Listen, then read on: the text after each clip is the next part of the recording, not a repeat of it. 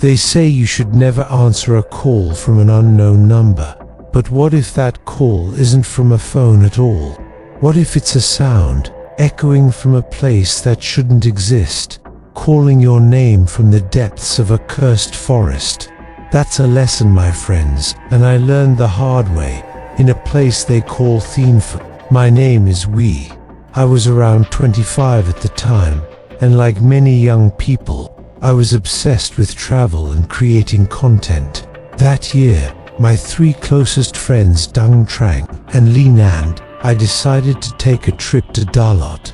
Our goal was to film a stunning travel vlog, capturing the city's romantic, misty beauty. We were looking for a unique location, something off the beaten path. That's when we heard the stories about Thien Phuc Forest. The locals we spoke to described it as a place of breathtaking beauty, a pine-covered landscape often shrouded in ethereal fog. But their descriptions always ended with a warning. The forest, they claimed, was cursed. An ancient temple had once stood deep within its woods, but a mysterious fire had burned it to the ground decades ago. All the monks who lived there vanished without a trace. Ever since, visitors and locals alike have reported hearing the haunting sound of temple bells at night, ringing through the dense, cold fog.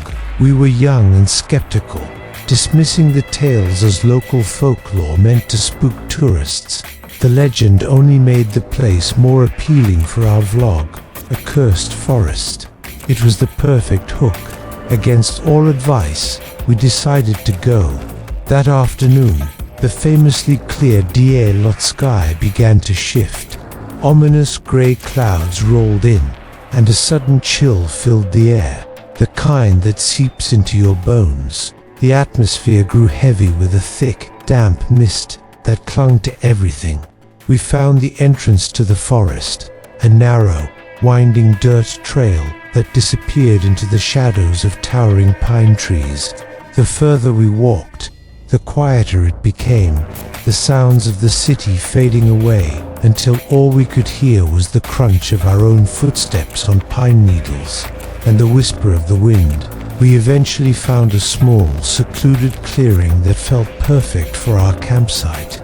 We set up our tents, started a crackling fire to ward off the cold, and began filming. The first few hours were exactly what we'd hoped for, peaceful, beautiful, and completely normal.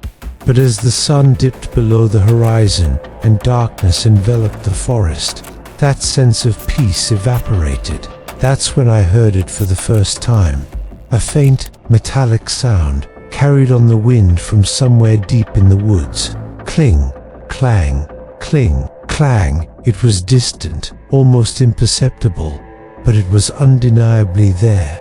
I tried to ignore it, thinking it was just my imagination playing tricks on me in the eerie silence. But then Trang, who was sitting closest to me, grabbed my arm, her knuckles white. Her voice was a trembling whisper. "Do you guys hear that?" We all fell silent, straining our ears. The sound came again, this time a little louder, a little clearer, a steady, rhythmic bell, ringing from somewhere far away, but cutting through the night with chilling clarity. I grabbed my most powerful flashlight and pointed its beam in the direction of the sound, hoping to see a farmhouse or a distant road. Instead, the light landed on an old, weathered stone marker, almost completely swallowed by moss and tangled roots. Carved into its surface were words I could just barely make out. Thien Phuc Temple. A collective shiver went down our spines.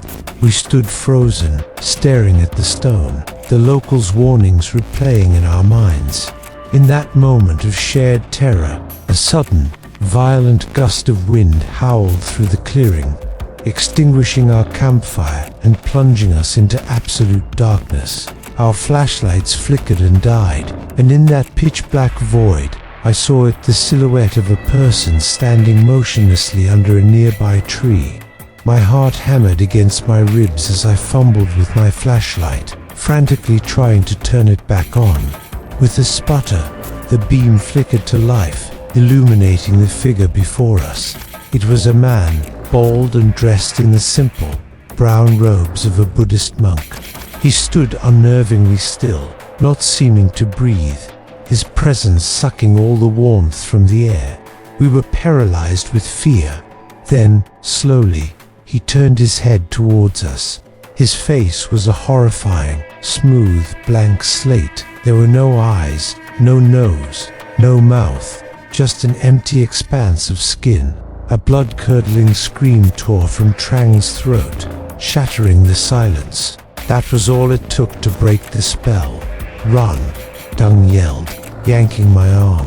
We scrambled to our feet and sprinted blindly into the dark woods, away from the horrifying figure.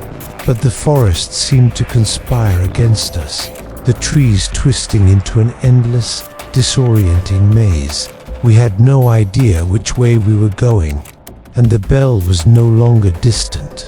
It was closer now, ringing faster and faster, a frantic, menacing sound that seemed to be right behind us, chasing us through the suffocating darkness of Thien Phuc Forest. I stumbled and fell hard. My hands hit the wet leaves, and when I looked up, my heart stopped. There, shrouded in the mist, was a ruined temple. The walls were crumbling. The statues of Buddha were shattered into pieces. But somehow, in the very center of the ruins, a single red candle was burning, its flame flickering defiantly against the darkness. Lam crept closer, his voice a shaky whisper. "Someone's in there, ... double quotes before any of us could react. A hand pail and skeletal shot out from the muddy ground and clamped around his ankle. Lam let out a blood-curdling scream, and just like that, he was dragged down into the earth. His voice, calling our names, echoed for a moment and then was swallowed by the forest. We didn't think, we just ran. Pure, primal terror fueled us as we sprinted blindly through the trees. The fog was so thick, I couldn't see my own hands, but behind us, a new sound began. It started as a low murmur and grew into a chorus of chanting voices, coming from all directions at once. Namo, Umitaba, Namo, Umitaba. It was everywhere, closing in on us. I didn't dare look back. I just focused on the faint, desperate hope ahead. Then, through the dense mist, alight our campsite, we crashed through the last of the undergrowth, collapsing near the dying embers of our fire, gasping for air, praying for the sun to rise. When dawn finally broke through the canopy, its light revealed a horrifying truth. There were only 3 of us left. Lam was gone.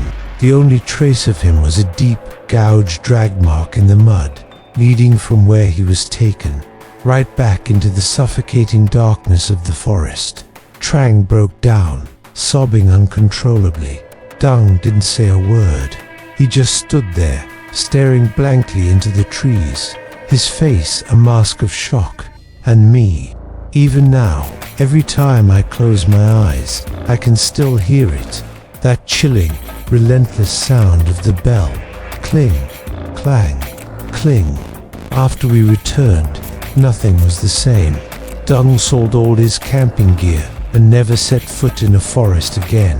Trang had to go through months of therapy just to be able to sleep through the night. And me, I'm haunted by dreams of that ruined temple. In my dreams, the forest is unnervingly silent, until a voice, cold as the grave, whispers my name. We come back. Then, I hear the bell one last time. Cling, clang, and everything just fades to black.